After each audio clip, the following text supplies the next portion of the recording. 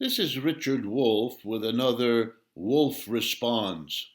I call this one not labor shortage, but instead class struggle. Let me explain. Labor shortage is a wonderful example of fake news, and no one should be fooled. Here's the problem. Over the last 16, 18 months, the United States has gone through an unprecedented double crisis. I won't repeat it in detail because I've treated it in other presentations. But basically, we had the worst public health catastrophe in the history of the United States, roughly on a par. It's now exceeding the so-called Spanish flu of 1918 that killed 700,000 people, and we are likely to surpass that before COVID is behind us. We've had crises with viruses and illnesses before. Never quite as bad as this one, but more important, never did they occur together with a catastrophic economic downturn of capitalism. That's what's really unique. We are now going through the worst economic collapse of our capitalist economic system since the Great Depression of the 1930s. Once again, we've had economic downturns, recessions, depressions, and so on many times. But we have not had them coinciding in time and space with a catastrophic public health disaster. And that's what we've just come through. Utterly unprecedented, enormous in its scope, with effects that will be lasting with us for decades to come. And I mean not only economic dislocations, which I'm going to talk about in a moment, but health dislocations. We already know that there are long-term effects of getting COVID, even if it doesn't kill you. Even if you don't have many symptoms now, you can, and many of you will, have symptoms at later stages in your life that are going to upset your work activity, upset your family life, upset the finances of the health system that has to deal with these problems, and so on.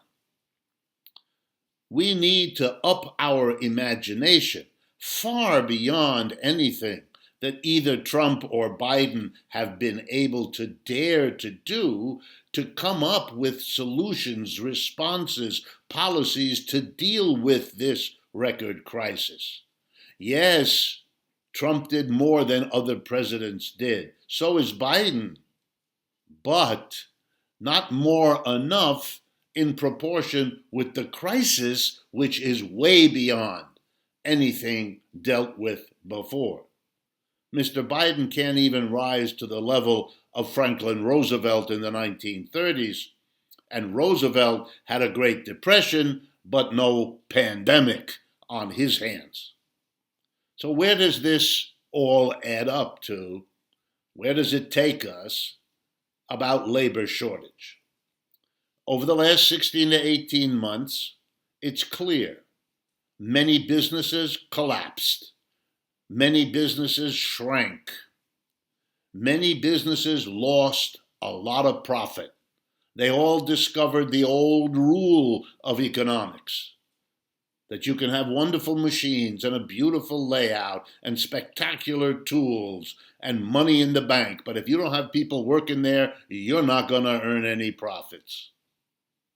Okay? They want to make up for the profits they lost.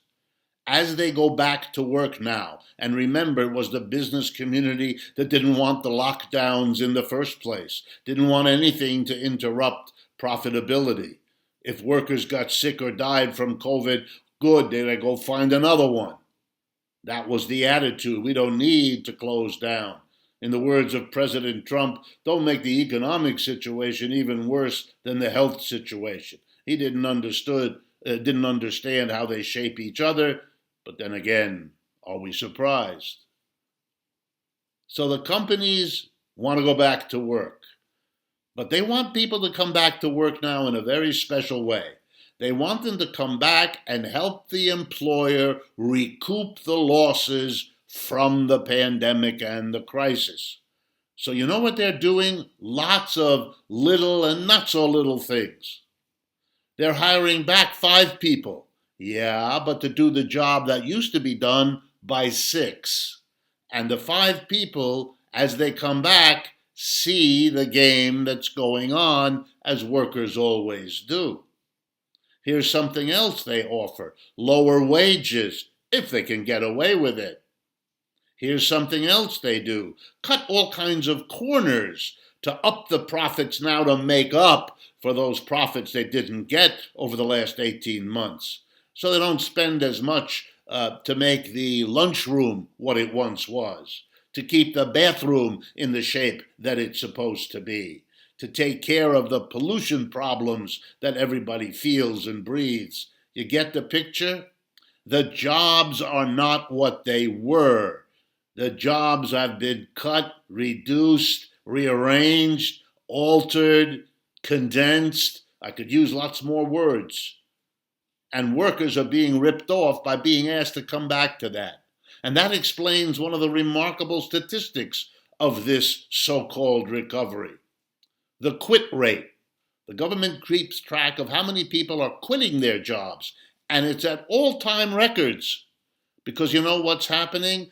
People are considering or even trying to come back and discovering what the employer is trying to do to them, and they won't have it.